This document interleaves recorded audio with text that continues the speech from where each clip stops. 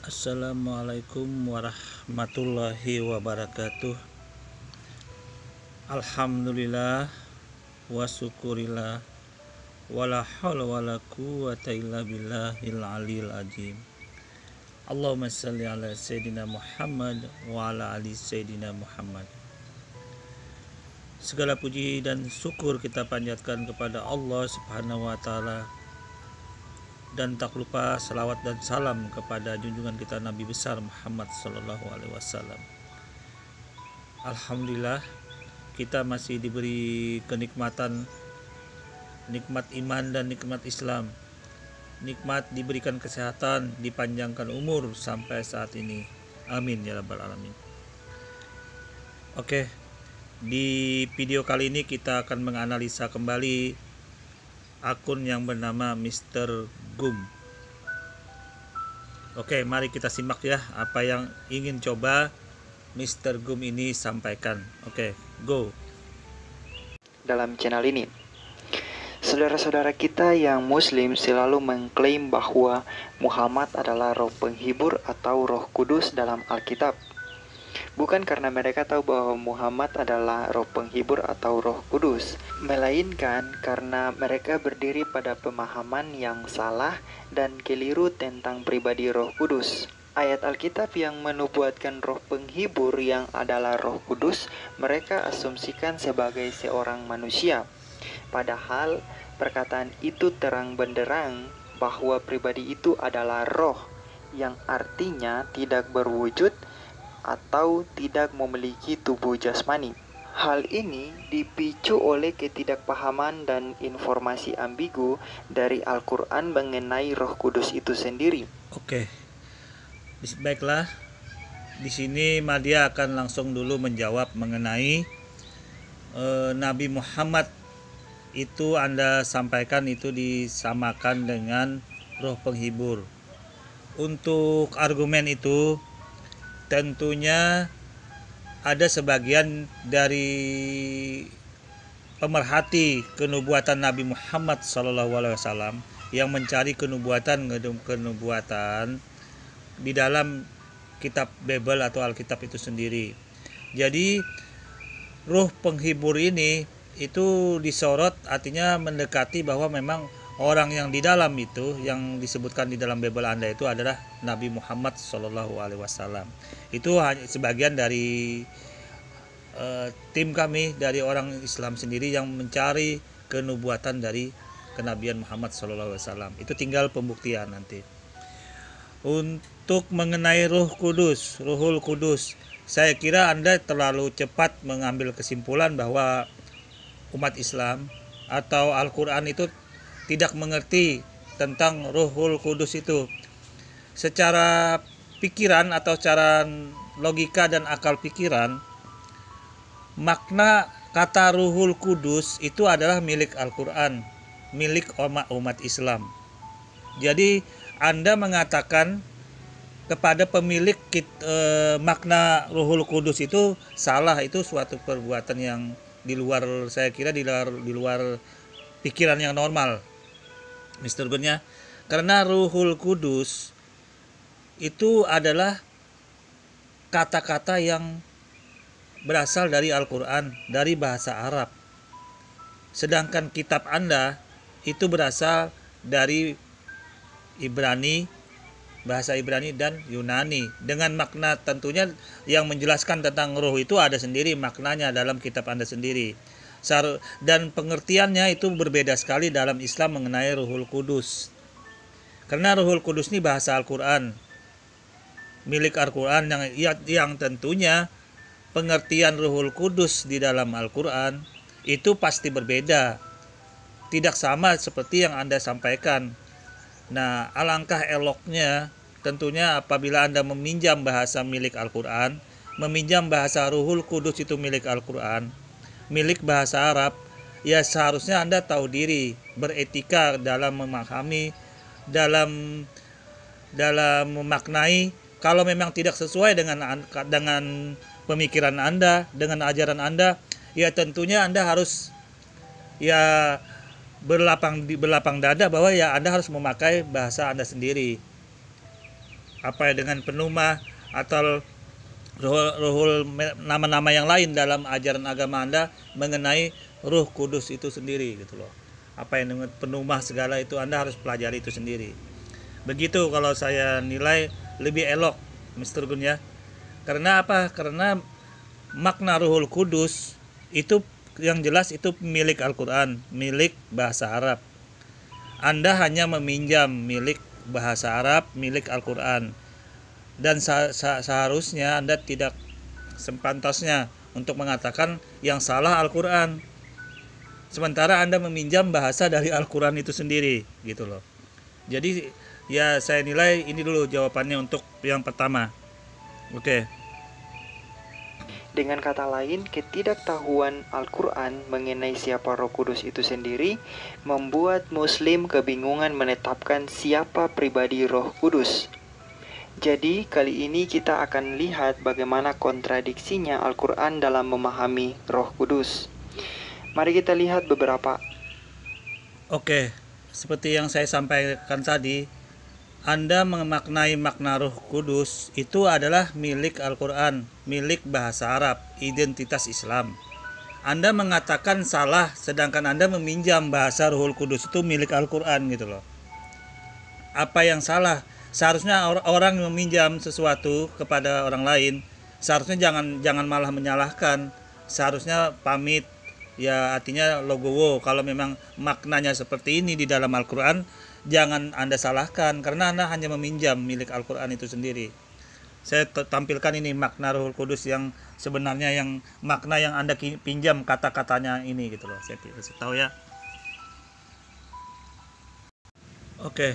Nah, ini saya tampilkan saudaraku ya, apa yang dimaksud dengan Ruhul Kudus. Jadi Ruhul Kudus ini berasal dari bahasa Arab. Ruhul Kudus yang juga dikenal itu biasanya Jibril yang dideskripsikan dalam kepercayaan umat Islam. Disebutkan beberapa kali di dalam Al-Quran. Nah, jadi sesuatu yang milik Al-Quran ya seharusnya beretika. Mr. Gum harus beretika bahwa ini loh, Ruhul Kudus itu artinya seperti ini, maknanya seperti ini. Bahwa Ruhul Kudus itu bukan Tuhan, bukan juga ruh Tuhan. Ruhul Kudus ini adalah ciptaan Tuhan, firman Tuhan yang diciptakan oleh Allah Subhanahu wa Ta'ala. Itu hanyalah suatu makhluk. Ruhul Kudus ini bentuknya hanya ciptaan Tuhan, makhluk Tuhan. Dalam hal ini Ruhul Kudus itu lebih dikenal biasanya dengan malaikat dan ciptaan-ciptaan yang ditiupkan juga dalam bentuk ruh-ruh oleh Allah Subhanahu wa Ta'ala. Jadi intinya Ruhul Kudus ini bukan Tuhan, bukan pencipta, bukan makhluk, bukan penguasa, bukan Allah. Tetapi Ruhul Kudus ini adalah makhluk ciptaan. Firman Allah Subhanahu wa Ta'ala yang menjadi sesuatu yang di sana di dalamnya bisa ditiupkan atau dijadikan makhluk-makhluk oleh Allah Subhanahu wa Ta'ala.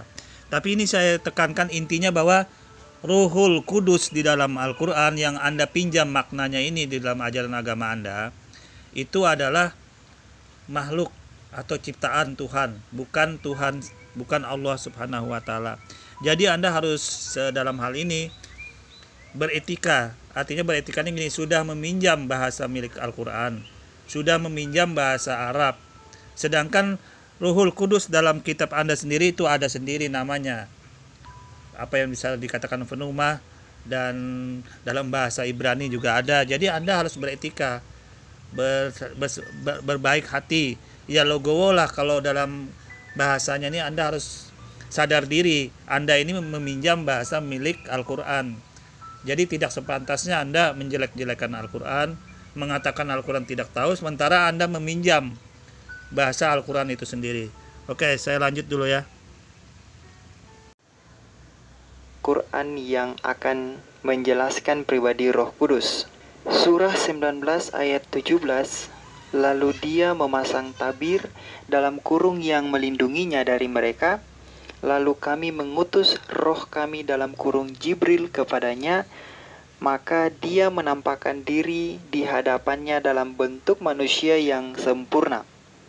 Dalam ayat ini, roh kami atau roh Allah ditafsirkan sebagai Jibril. Hal yang berbeda dinyatakan dalam surah 4. Oke. Mengenai Al-Quran ini sudah sangat jelas memang roh yang disampaikan di dalam Al-Quran ayat ini adalah Jibril. Roh kami Jibril. Mengapa disebut roh Jibril? Anda tinggal lihat dari teks sebelumnya itu. Dari teks-teks kalimat sebelumnya itu menandakan bahwa yang membawa, yang mengutus, membawa dan mengutus itu adalah roh Jibril itu sendiri. Jadi mengenai Roh Kudus itu maknanya umum, tetapi maknanya umum dalam ciptaan Tuhan, bukan Allah itu dalam bentuk ruh. Jadi Roh Kudus ini melihat konteks ayat sebelumnya, maksudnya lihat teks ayat sebelumnya itu nanti Roh Kudus ini nanti apa itu yang dimaksud Roh Kudus, maka lihat dari teks-teks kalimat sebelumnya.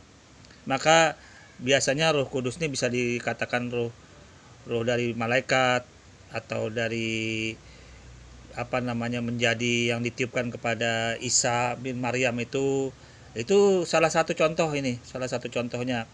Jadi mengenai ruh dalam hal ini tidak ada berkaitan sama sekali dengan ketuhanan, sifat ketuhanan tidak ada sama sekali, karena dalam Islam ruh itu murni ciptaan Tuhan.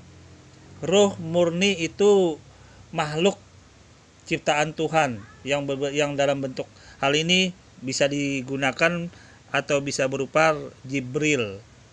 Ya, jadi sini sangat jelas ya, Ruhul Kudus di dalam Islam tidak ada berkorelasi dengan Tuhan mengenai esensi Tuhan, tidak ada.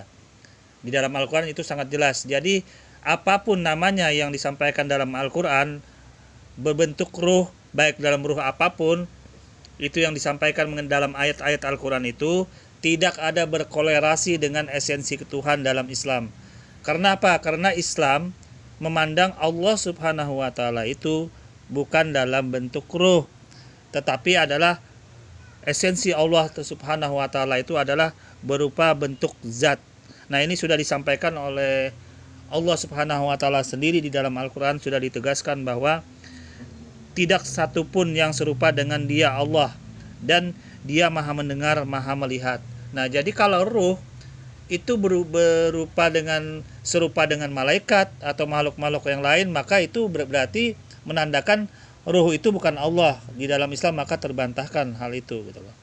Terbantahkan sama sekali hal itu karena bertentangan dengan Quran surah As-Surah ayat 11 itu sendiri. Saya kira di dalam perjanjian lama juga pada saat itu Musa ditampakkan bahwa Tuhan itu esa yang tidak bisa dilihat dan tidak akan ada yang sanggup melihat Tuhan itu gitu loh. Jadi esensi Tuhan juga sangat jelas sebenarnya di dalam perjanjian lama. Akan tetapi di sini saya menjelaskan bahwa ini dalam versi Islam bahwa Allah Subhanahu wa Ta'ala itu bukan roh. Roh itu di dalam Al-Quran itu hanya ciptaan Allah.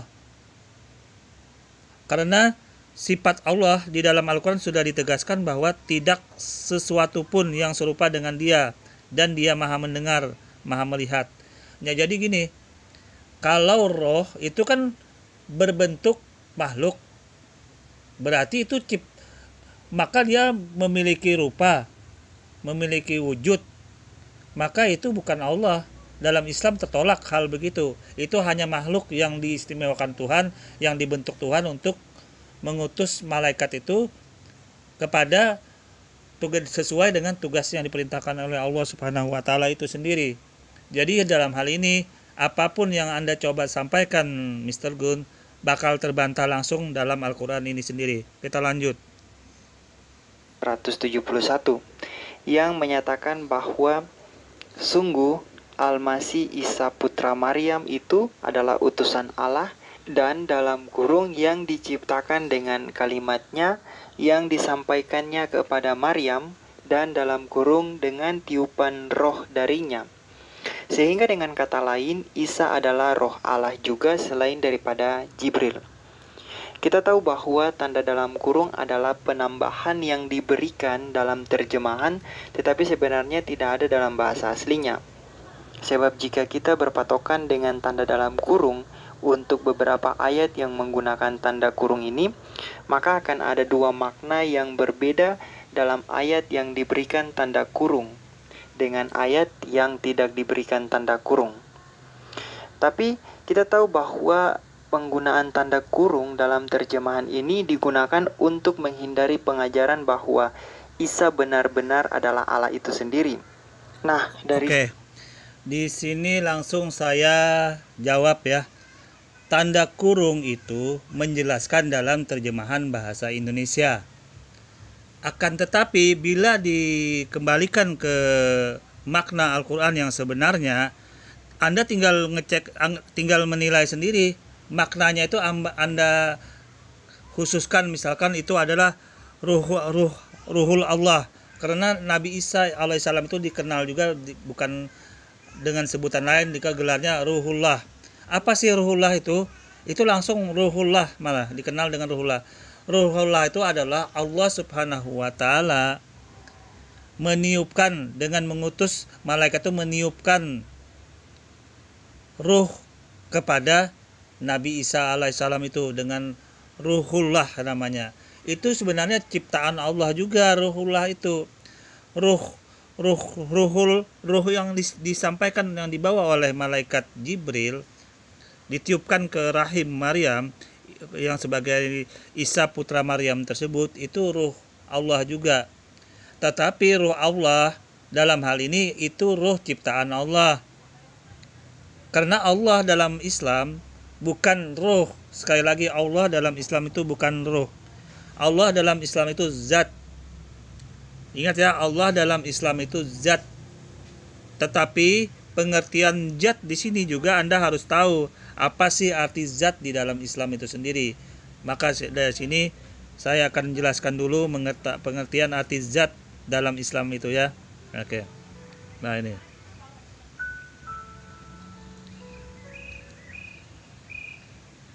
Zat itu di dalam Islam adalah sebuah sesuatu untuk menunjukkan bahwa Allah Subhanahu wa taala itu ada dengan sifat-sifat kesempurnaannya.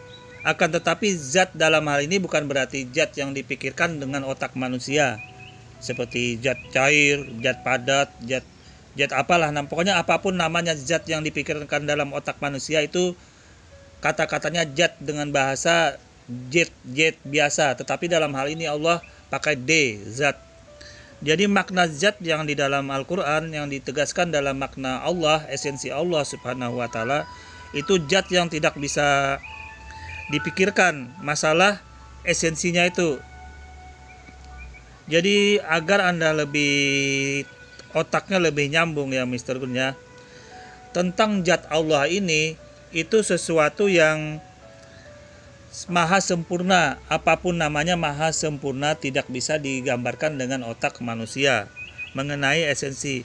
Akan tetapi Allah Subhanahu wa taala sudah menggambarkan di dalam Al-Qur'an, di dalam ilmu tauhid namanya, itu dengan 20 sifat wajib bagi Allah, 20 sifat mustahil bagi Allah, dan 20 dan beberapa sifat dari Allah yang harus Allah Subhanahu wa taala itu ada gitu loh. Jadi dalam hal ini Anda harus mengetahui sifat-sifat apa yang terkandung di dalam zat Allah Subhanahu wa taala itu sendiri.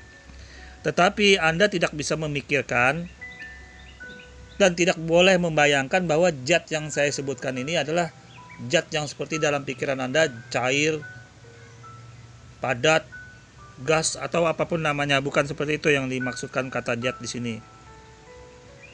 Nah, ini saya kasihkan contoh di sini ya.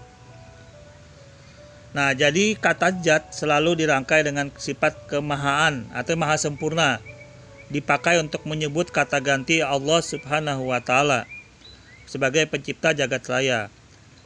Jadi zat itu bukan zat yang seperti diciptakan Tuhan ya. Ingat, bukan zat seperti yang diciptakan benda-benda dengan Tuhan. Jadi Allah Subhanahu wa taala itu kalau digambarkan dengan ruh, maka ruh itu hanya ciptaan Allah, ruh itu hanya makhluk Allah. Jadi derajat Allah, kalau Allah itu sifatnya ruh, tidak sempurna. Allah subhanahu wa ta'ala tidak sempurna kalau sifatnya sebagai ruh. Tidak sempurna Allah, karena masih bisa diserupakan dengan makhluk. Bisa digambarkan juga dengan makhluk-makhluk oleh manusia dengan otak pikiran manusia, ruh itu. Nah, maka oleh karena itu dalam hal ini sifat kesempurnaan Allah terganggu, tergadaikan dengan sifat ruh itu. Oleh karena itu Islam menolak kalau ruh itu adalah Allah subhanahu wa ta'ala dalam bentuk ruh. Itu Islam menolak. Sifat Allah itu bukan ruh, tetapi sifat Allah itu zat. Zat yang tidak bisa digambarkan dengan lintas pikiran manusia, akal pikiran manusia, zat ini. Tetapi Allah subhanahu wa ta'ala sudah menggambarkan ini. Oke, nanti saya gambarkan lagi nanti pengertian zat, keistimewaan zat Allah dibanding dengan ruh ini gitu loh.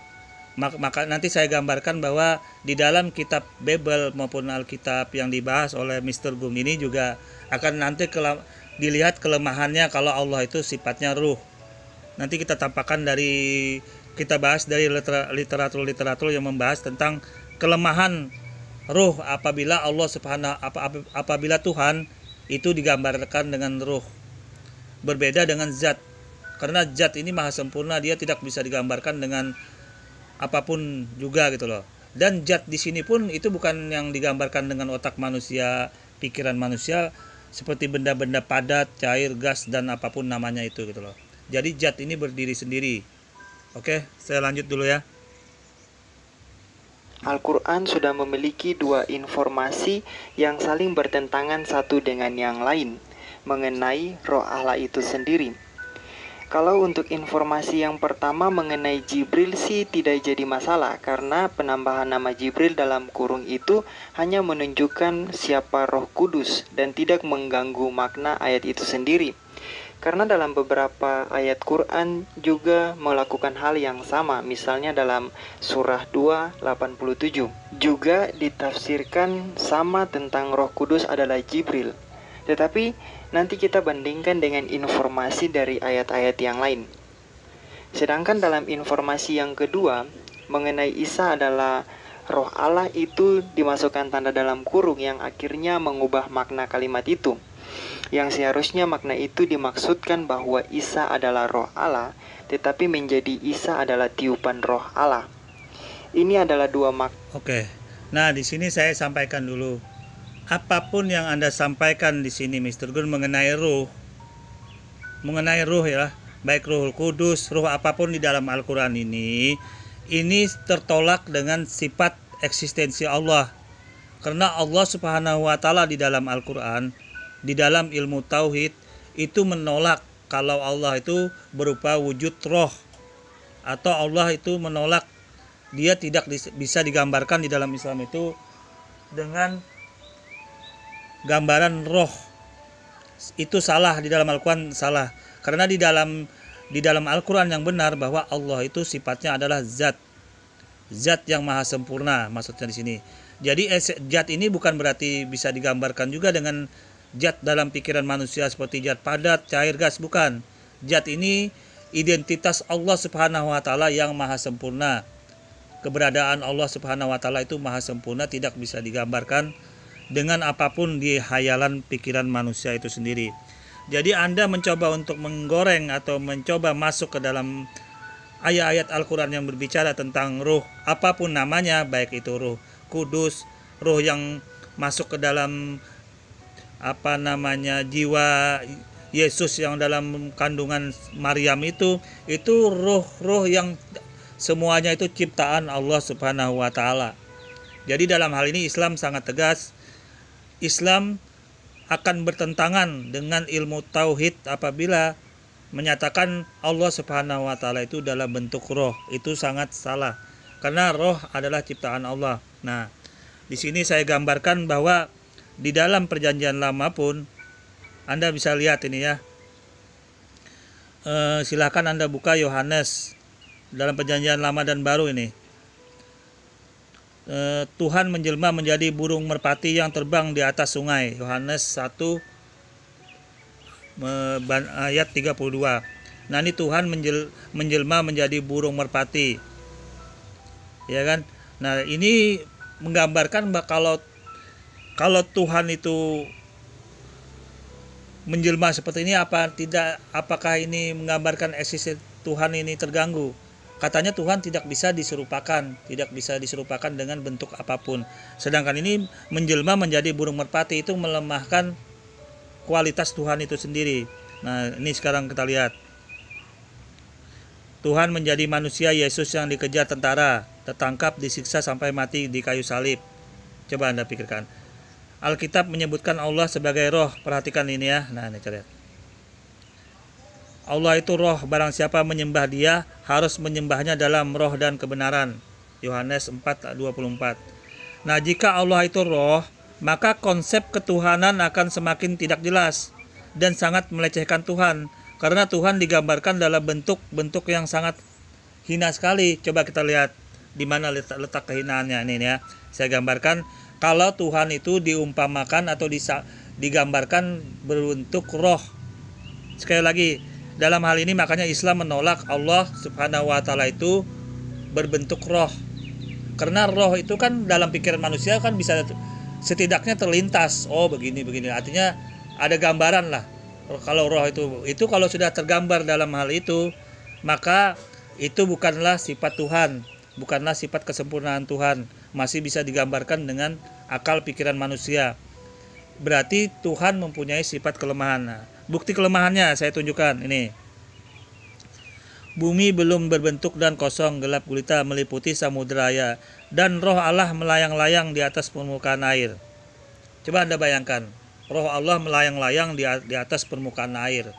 Berarti Allah tergantung hidup dalam ciptaannya sendiri. Kemudian Allah melayang-layang sifatnya seperti apa Anda lukiskan sendiri itu. Apakah begini Allah gitu loh? Apakah begini Tuhan kalau digambarkan dengan bentuk roh? Nah, ini mengurangi derajat ketuhanan itu sendiri. Sifat ketuhanan akan tercederai dalam hal ini gitu loh. Kita lanjut kembali. Nah, ini dalam Wahyu 5 ayat 6.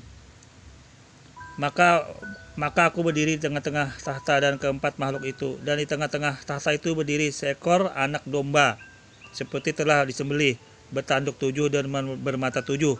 Itulah ketujuh roh Allah yang diutus ke seluruh bumi. Sehina itukah bentuk roh Tuhan gitu loh. Coba Anda bayangkan. Apakah sempurna kalau dalam hal ini menggambarkan dengan Tuhan, padahal wajah Tuhan apapun tidak bisa digambarkan dalam bentuk apapun, karena itu akan mengurangi keeksistensian atau mengurangi kemahakuasaan Allah Subhanahu wa taala. Nah, makanya dalam Islam itu menolak Allah Subhanahu wa taala atau konsep Tuhan dalam bentuk ruh. Semoga jadi pertimbangan ya. Kita lanjut dulu. Yang berbeda. Dan seperti yang kita tahu bahwa memang Islam menghindari untuk menyebut Isa adalah roh Allah sesuai ayat itu. Hanya ada dua alasan yang bisa menjelaskan ayat seperti ini yang diberi tanda kurung. Pertama, jika Al-Quran sempurna, maka tidak perlu ada penambahan dari manusia. Kedua, jika Al-Quran... Oke, Anda mengatakan jika Al-Quran sempurna, tidak perlu penambahan dari manusia. Terjemahan di Indonesia itu hanya sebagian kecil. Di luar negeri, di Arab Saudi tidak ada dalam kurung segala macam. Mereka mampu kok menafsirkan, mereka mampu menjelaskan bahwa Al-Quran itu apa yang disampaikan dalam ayat itu sebenarnya Isa itu hanya makhluk ciptaan Allah yang ditiupkan oleh Allah Subhanahu wa taala, itu ruh yang diberikan Allah Subhanahu wa taala, yang difirmankan Allah Subhanahu wa taala bahwa Isa itu ruh. Jadi tidak ada beda umat Islam di seluruh dunia, walaupun tidak ada tanda kurung. Pemahaman umat Islam di seluruh dunia dalam memahami Al-Quran ayat tersebut itu sama, bahwa Nabi Isa bin Maryam itu adalah ruh Allah dalam tanda petik bahwa ruh ciptaan Allah yang diberikan kepada Isa. Karena Allah Subhanahu wa taala bukan ruh dalam Islam. Allah Subhanahu wa taala itu adalah zat. Jadi kalau ruh itu untuk makhluknya. Allah Subhanahu wa taala menciptakan ruh itu untuk makhluk ciptaannya. Jadi tidak ada ruh itu untuk Allah Subhanahu wa taala. Kalau Allah Subhanahu wa taala berbentuk ruh, berarti dia memerlukan sesuatu. Artinya dia mengurangi kemahasempurnaan Tuhan. Berarti ada ruh nih. Berarti tidak sempurna dong Tuhan. Ngapain Tuhan memerlukan ruh? Ngapain? Dia maha sempurna, dia yang menciptakan roh itu gitu loh. Kalau dia berbentuk roh, ngapain mengurangi eksistensi Tuhan itu sendiri gitu loh. Sangat lebay dalam Islam begitu. Makanya Islam menolak. Makanya Islam itu menolak kalau Allah berbentuk roh. Karena banyak informasi di Bible, kitab-kitab bahwa roh Allah itu dikatakan melayang-layang lah, apalah seperti itu. Itu mengurangi derajat Tuhan sama sendiri. Apalagi Tuhan itu di apa namanya orang nyebut itu, dibuat turun berbentuk makhluk ke dunia. Lebih parah lagi, Allah tertolak dalam Islam seperti itu. Apalagi Allah dalam ini reinkarnasi kepada manusia, roh Allah itu sama jauh terbalik, sama sekali tertolak dalam hal ini. Oleh karena itu, apapun yang diargumenkan oleh Mr. Gun ini bakal tertolak sendiri karena dia tidak menyadari bahwa Ruhul Kudus itu milik Al-Quran. Makna Al-Quran itu, Ruhul Kudus itu hanya makhluk ciptaan Tuhan itu sendiri. Oke, kita lanjut.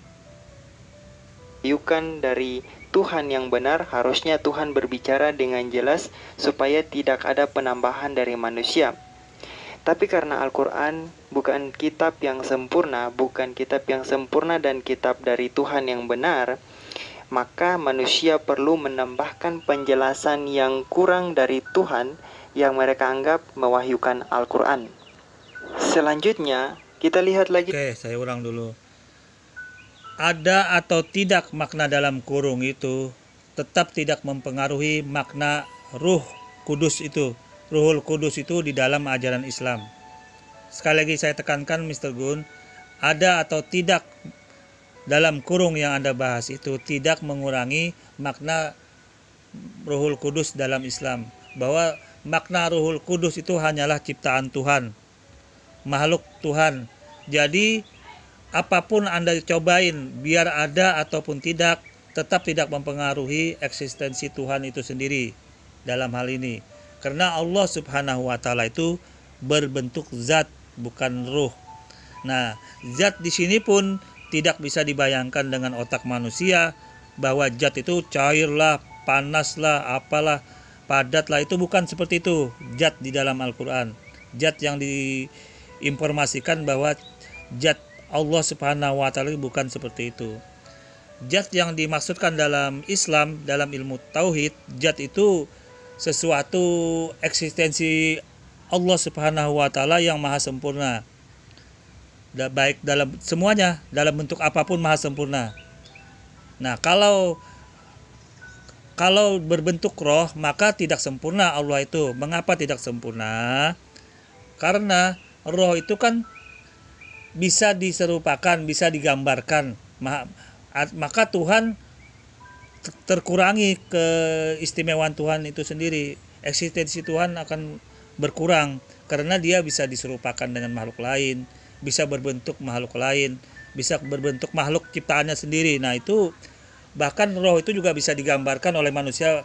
Apa sih roh itu? Kan bisa digambar-gambarkan. Nah, itu mengurangi eksistensi Tuhan, mengurangi kepribadian Tuhan yang sebenarnya dalam Islam, dalam ilmu tauhid itu sendiri gitu loh. Nah, oke, kita lanjut.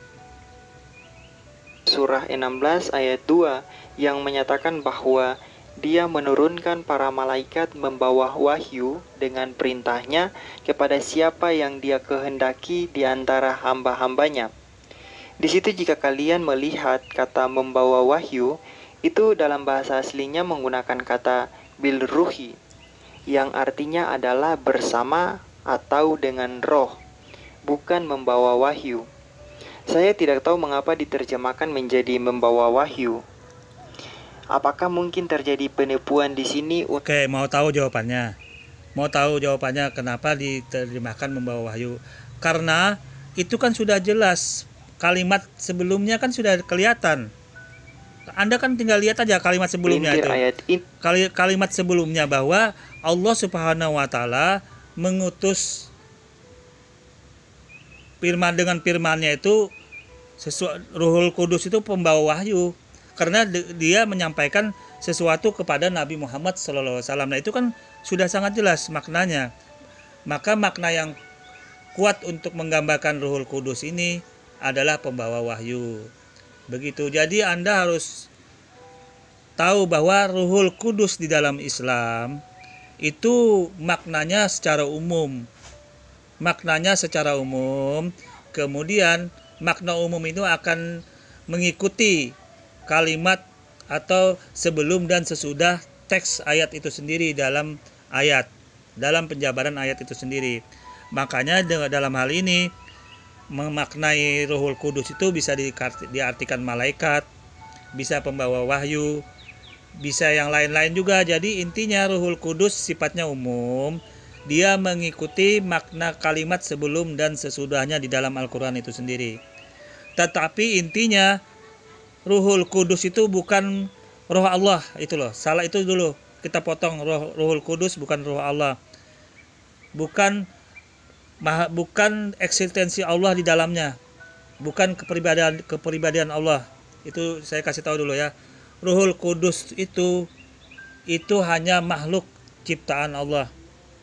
Firman Allah yang berupa Ruhul Kudus itu bukan mengganggu eksistensi Allah Subhanahu wa taala. Lanjut. Hanya Muslim yang tahu. Dan kita lihat betapa munafiknya mereka menyatakan bahwa Alkitab sudah dirubah, tapi ternyata yang sebenarnya terjadi adalah kitab mereka sendiri yang mereka rubah.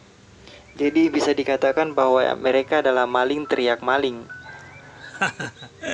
Sebenarnya kalau Anda mengetahui Mr. Gun, yang perlu Anda ketahui, seandainya Anda mengetahui makna Ruhul Kudus dalam Islam, dalam Al-Quran, Anda mungkin tidak akan bingung memahami ayat-ayat Al-Quran yang Anda tampilkan di sini.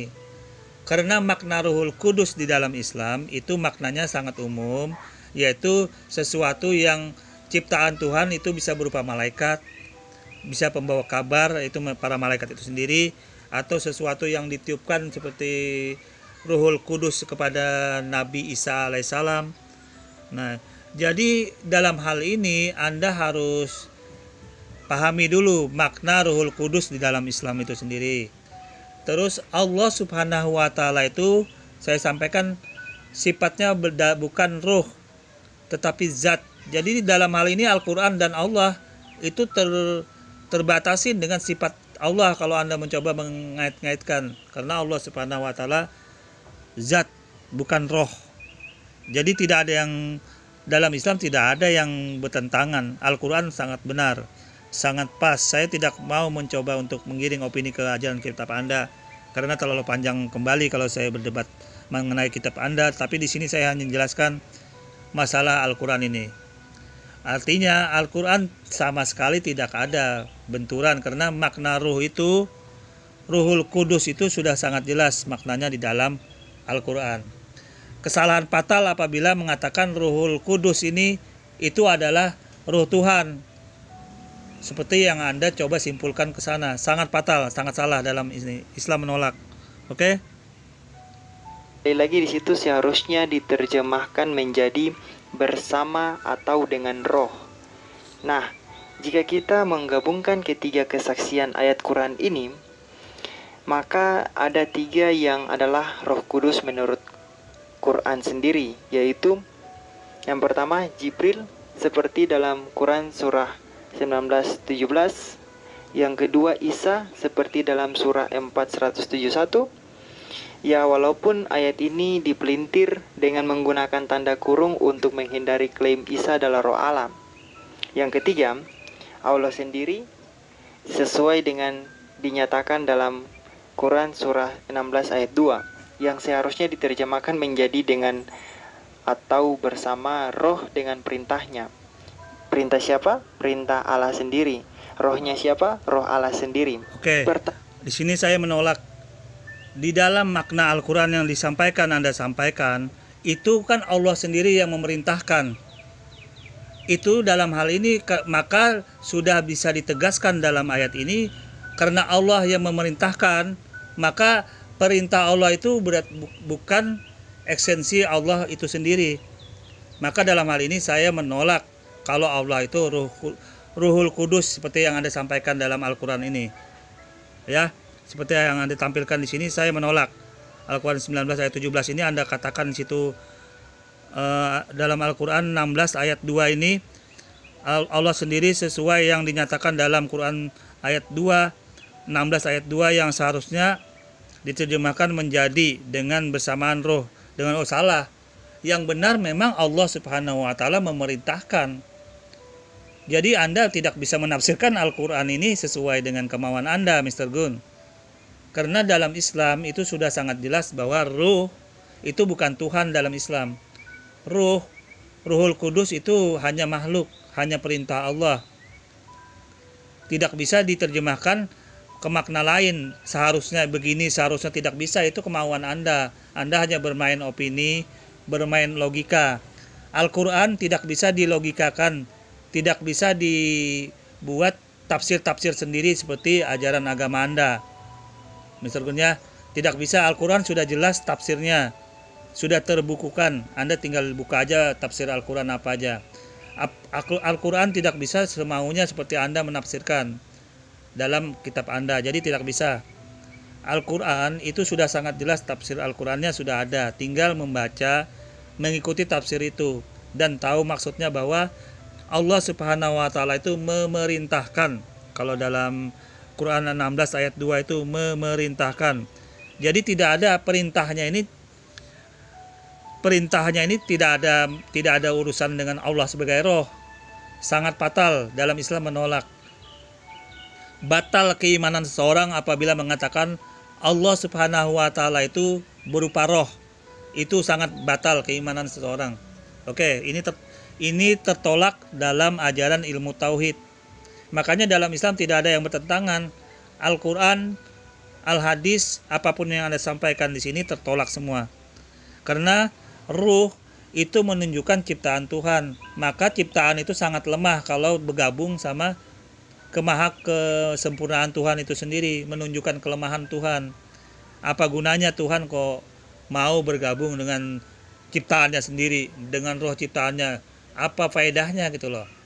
Tuhan menciptakan ruh, kemudian ruh itu disebut Tuhan juga, apa gunanya? Nggak ada gunanya, nggak ada faedahnya, nggak ada manfaatnya. Kita lanjut dulu ya. Adalah siapa yang sebenarnya adalah Roh Kudus menurut Al-Quran? Apakah Jibril, Isa, ataukah Allah? Sebab ketiganya tidak bisa secara bersamaan menjadi Roh Kudus menurut Al-Quran. Oke. Roh Kudus di dalam ajaran Islam itu bisa berupa Nabi Isa, bisa berupa malaikat, dan makhluk-makhluk yang ingin Allah Subhanahu wa taala sebutkan itu nanti di dalam Al-Quran. Ada ciri-cirinya Rohul Kudus itu apa saja, nanti dijelaskan lagi. Cuma di sini saya tidak terlalu panjang lebar menjelaskan itu. Jadi saya hanya menegaskan intinya Ruhul Kudus di dalam Islam itu hanya ciptaan, hanya firman, hanya perintah Allah Subhanahu wa taala. Dalam hal ini Ruhul Kudus tidak mewakili esensi Tuhan, tidak mewakili esensi kepribadian Tuhan. Karena dalam Islam esensi kepribadian Tuhan itu berupa zat, bukan roh. Jadi di sini menolak semua argumen yang disampaikan oleh Mr. Gun ini, dan seharusnya Mr. Gun tahu diri, mawas diri bahwa Anda meminjam makna Ruhul Kudus itu dalam bahasa Al-Quran. Jadi Ruhul Kudus itu tergantung teks ayatnya. Misalkan Ruhul Kudus itu lihat kalimat teks sebelumnya dan sesudahnya, maka bisa digambarkan bahwa Ruhul Kudus yang dimaksud dalam ayat ini malaikat, ya kan. Ruhul Kudus dalam maksud ini firman Tuhan. Ruhul Kudus dalam ayat ini, oh itu ternyata Nabi Isa. Nah itu dilihat dari teks sebelum ayat tersebut, kalimat tersebut, sebelum teks kalimat ayat tersebut, sebelum teks atau sesudah teks kalimat ayat tersebut, maka bisa digambarkan Ruhul Kudus. Jadi Ruhul Kudus dalam Islam sifatnya pemaknaan firman Tuhan, perintah Tuhan ini sangat umum masih sifatnya. Tergantung ayatnya nanti digambarkan apa dia. Lihat konteks kalimat teks sebelumnya dan sesudahnya. Oke, lanjut. Sebab Roh Kudus adalah roh yang berasal dari Allah yang dapat memberikan kehidupan. Jadi kalau ketiganya adalah Roh Kudus, maka konsekuensinya adalah Al-Quran mengakui bahwa ketiganya adalah Tuhan karena ketiganya dapat memberikan kehidupan. Allah dapat tertolak dalam Islam. Ruhul Kudus walaupun memberi kehidupan, walaupun memberi apapun yang di dalam penciptaan Tuhan, maka itu hanya ciptaan, hanya makhluk. Kalau Tuhan bergabung di dalam ciptaannya, di dalam perintahnya Tuhan bergabung di dalam situ, ya banyak sekali roh, banyak sekali Tuhan. Misalkan Tuhan menjadi langit, kemudian apakah langit itu Tuhan? Kemudian roh Tuhan menjadi bumi, apakah bumi itu Tuhan? Kemudian roh Tuhan menjadi malaikat, apakah malaikat itu Tuhan? Maka terjadi kelemahan dalam hal ini posisinya. Maka Islam menolak dalam posisi ini kalau Allah Subhanahu wa taala itu berupa roh yang kemudian roh itu menjadi Tuhan. Itu maka akan sangat banyak Tuhan jadi-jadian nanti. Menjadi manusia, rohnya menjadi manusia, misalkan Tuhan menjadi roh manusia Melkisedek. Apakah Tuhan juga Melkisedek? Apa Tuhan kemudian masuk ke roh Nabi Isa? Apakah Nabi Isa itu Tuhan? Nah, itu tertolak semua. Kemudian roh Tuhan masuk ke malaikat, apakah malaikat Tuhan? Nah, itu menunjukkan kelemahan. Kalau Tuhan digambarkan dengan ruh, disamakan dengan ruh Tuhan, itu sangat terjadi kelemahan. Islam menolak itu. Makanya ilmu tauhid menolak ruh Tuhan itu dalam eksistensi kepribadian Tuhan, menolak sekali. Makanya Islam sudah membatasi bahwa Allah itu kepribadiannya adalah zat, tidak ada yang lain. Lanjut. memberikan kehidupan, Isa dapat memberikan kehidupan, Jibril pun dapat memberikan kehidupan. Mengapa saya katakan bahwa Roh Kudus dapat memberikan hidup sesuai Al-Quran? Karena jika kita lihat dalam surah 21:91 yang menyatakan bahwa Allah meniupkan roh Allah ke dalam tubuh Maryam untuk menjadikan atau menghidupkan Isa dalam kandungan Maryam, yang mengindikasikan bahwa roh Allah dapat menghidupkan sesuatu sehingga roh Allah pasti memiliki kuasa. Menyangkut dengan Quran surah 21 ayat 91. Oke, langsung saya jawab dulu. Apabila yang menyuruh itu, yang memerintahkan itu Allah, baik dalam bentuk ruh Allah lah, apalah namanya, itu ruh itu dalam Islam adalah ciptaan. Jadi ciptaan Allah Subhanahu wa taala memberikan ciptaannya dengan kehidupan terhadap Isa, Nabi Isa alaihissalam tersebut atau Yesus itu. Jadi ruh Allah itu ciptaan Allah itu sendiri.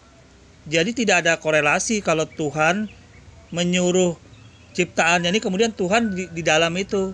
Itu kesalahan teori dalam ajaran Islam untuk ilmu tauhid. Karena Allah Subhanahu wa taala tidak memerlukan itu. Tidak memerlukan kehidupan di dalam ciptaannya, ngapain? Allah Maha sempurna kok. Bukan hanya bumi yang diurusin, antariksa dan alam-alam lain diurusin Allah juga.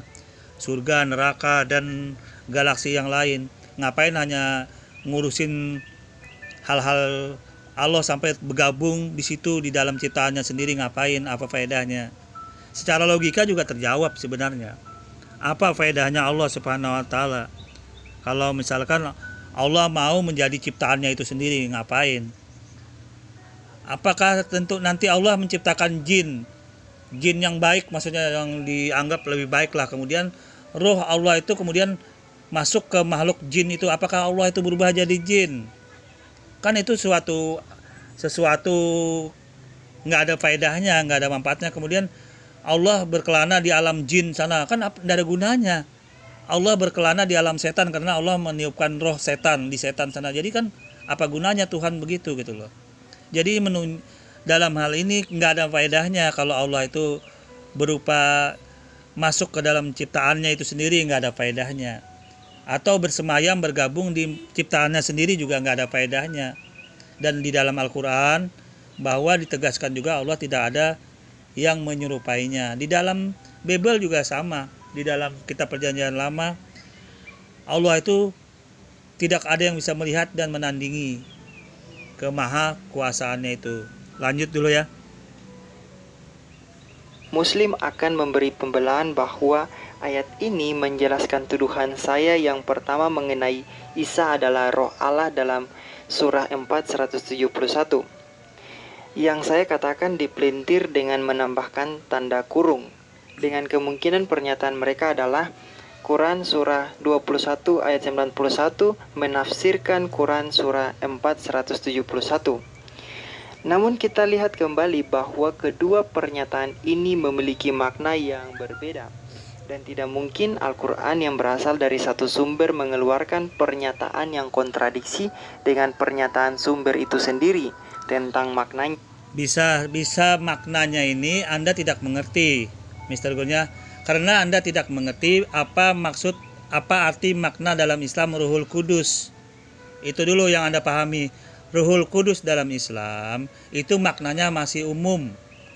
Apabila dia termuat di dalam suatu ayat, lihat teks kalimat sebelumnya dan lihat teks kalimat sesudahnya, maka akan terlihat apa makna Ruhul Kudus itu, menjadi apa dia.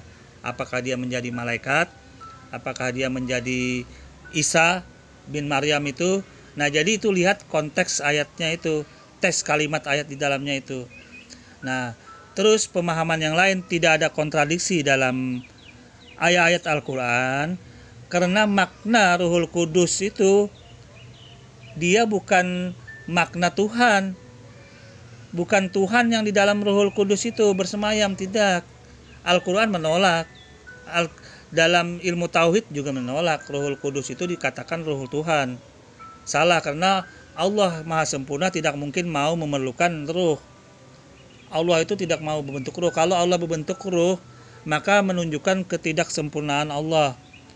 Sangat lebay. Dan juga bila ditunjukkan dalam Bible, dalam kitab-kitab itu sangat banyak Allah melayang-layang lah, Allah berbentuk inilah. Itu kan menunjukkan suatu eksistensi Allah.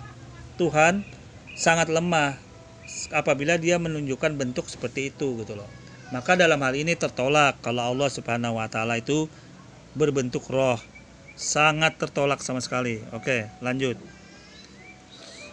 Jadi sebenarnya apa yang ingin Allah sampaikan dalam Quran? Apakah Isa adalah rohnya ataukah Isa adalah tiupan rohnya? Ini adalah dua hal yang berbeda, tidak bisa disamakan. Jadi jika Muslim mengklaim bahwa surah 2191 menafsirkan surah 4 171, itu tidaklah berlaku karena keduanya memiliki makna yang berbeda. Kita lanjut dengan surah 38. Oke. Anda mengatakan makna yang berbeda karena Anda tidak mengetahui definisi Ruhul Kudus di dalam Islam. Itu aja intinya. Karena Ruhul Kudus itu maknanya masih umum. Dia mengikuti teks sebelum dan sesudah kalimat di teks ayat tersebut. Maka tergambarlah apa sih makna Ruhul Kudus itu. Maka terjawab apa yang Anda sampaikan ini, Mr. Gun. Ya, terjawab. Yang kedua, Ruhul Kudus itu bukan Allah, bukan Tuhan. Saya sampaikan di sini agar jelas dulu. Kedua, yang menyatakan bahwa roh Allah memberikan kehidupan bagi manusia. Logikanya begini. Allah dapat memberikan kehidupan, roh Allah atau Roh Kudus dapat memberikan kehidupan. Sehingga konsekuensinya adalah roh Allah atau Roh Kudus adalah Allah itu sendiri karena dapat memberi kehidupan. Oke, saya langsung jawab biar tidak mengambang.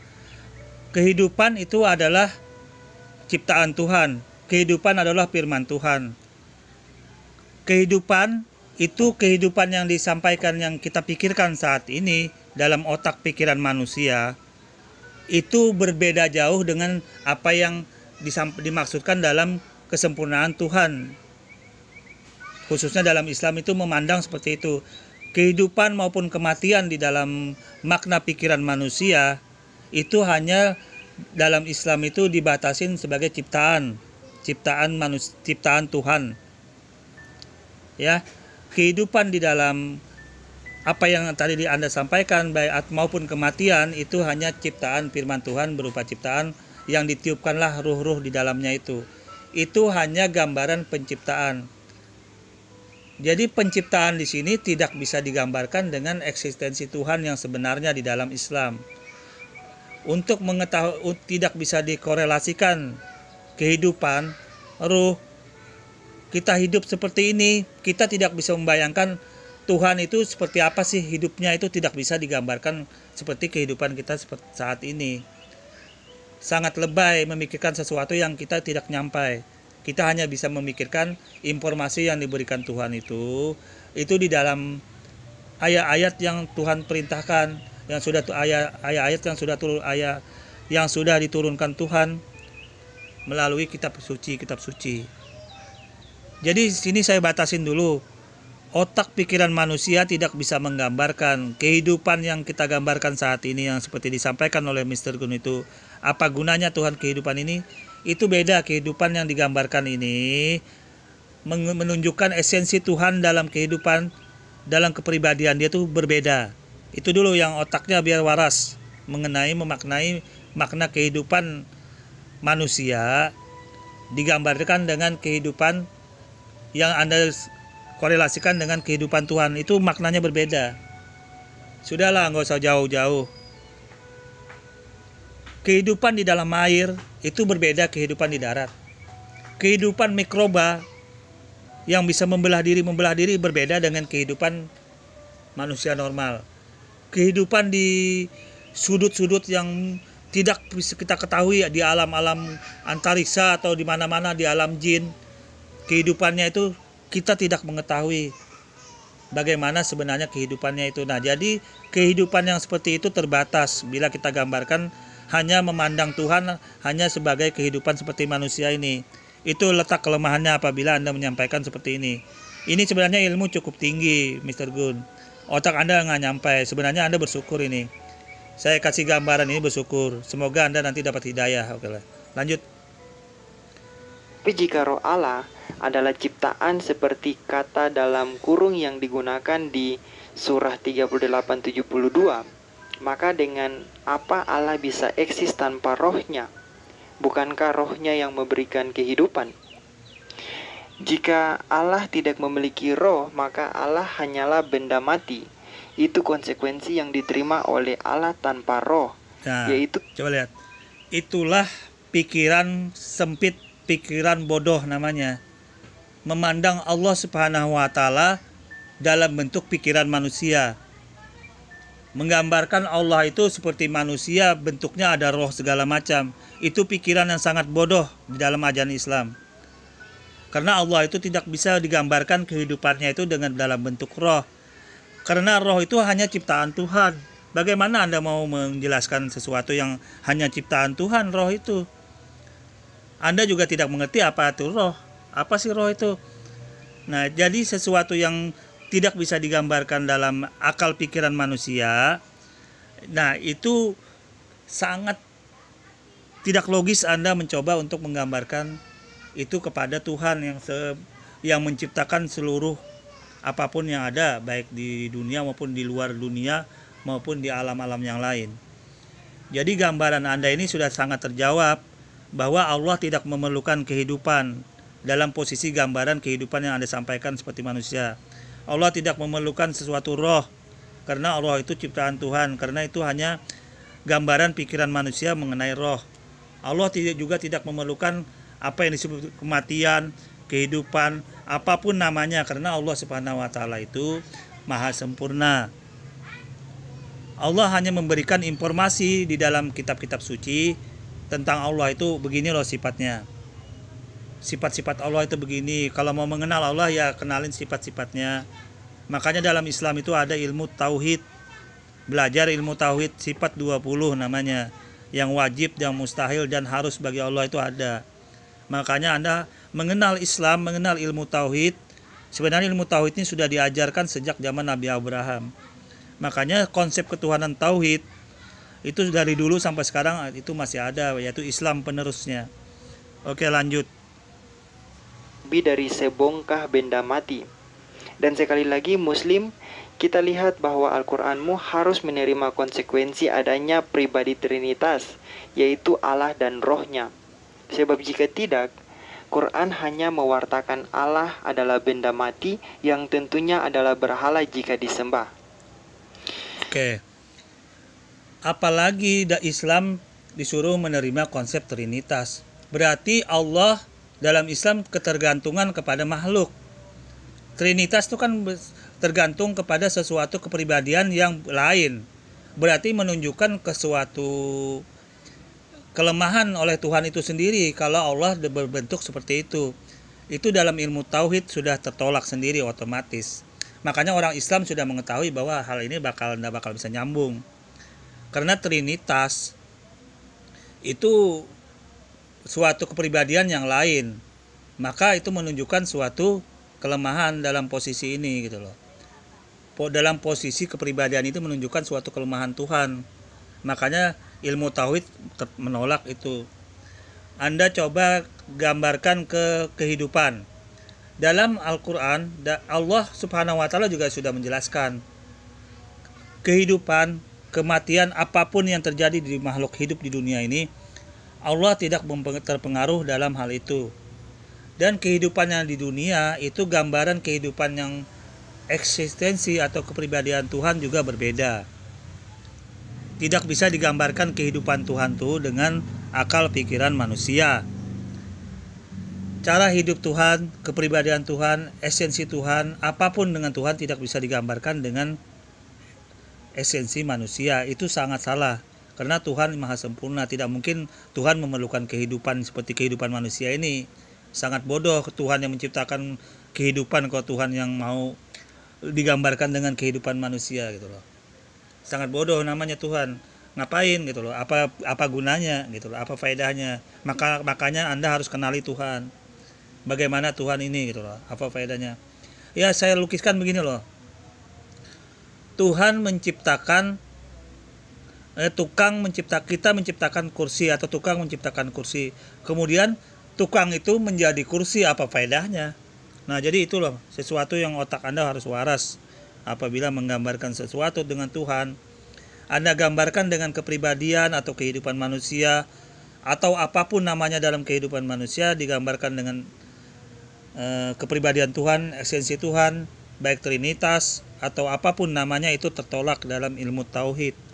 Karena menunjukkan ketidaksempurnaan Tuhan. Oke, lanjut. Kita sudah lihat bahwa Quran sebenarnya tidak memahami eksistensi Allah secara benar.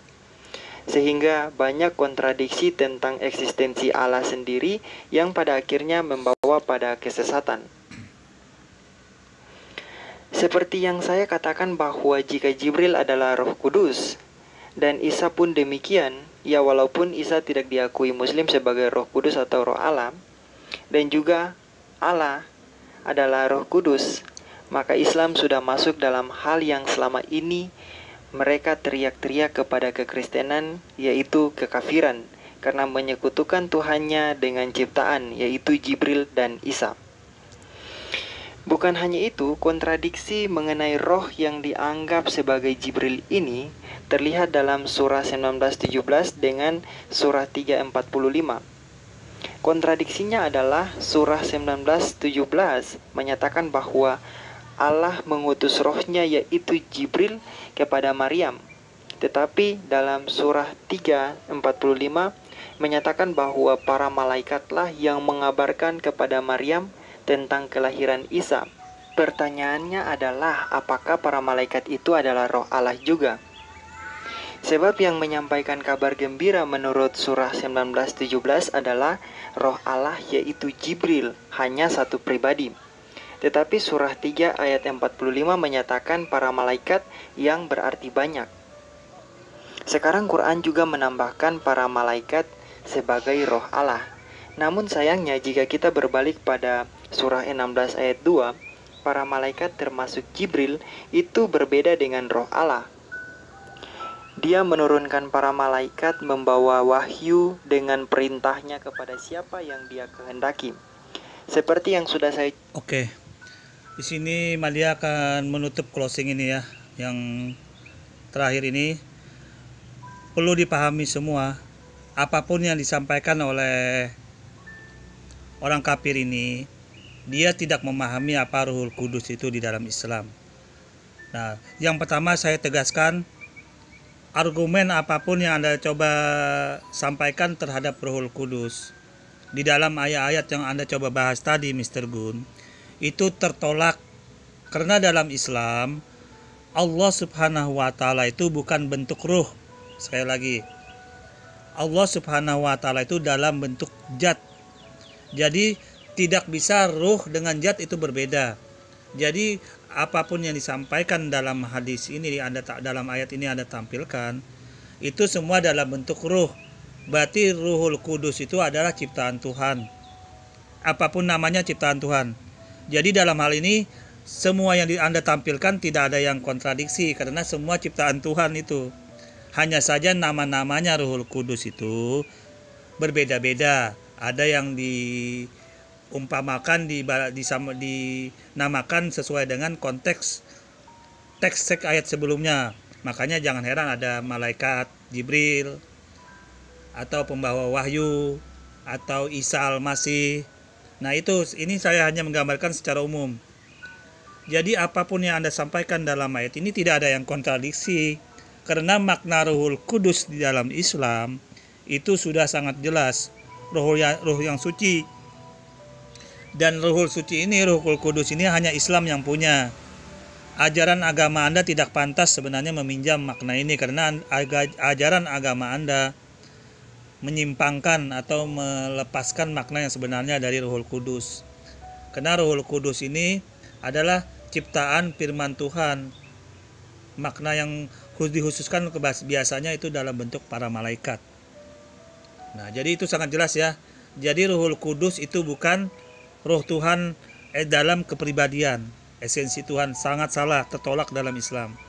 Jadi dalam hal ini menolak apapun yang dia sampaikan apabila orang kafir menyatakan bahwa Ruhul Kudus ini adalah esensi Tuhan atau kepribadian Tuhan. Tertolak. Oke, demikian penjelasannya. Saya mohon maaf kurang lebihnya. Assalamualaikum warahmatullahi wabarakatuh.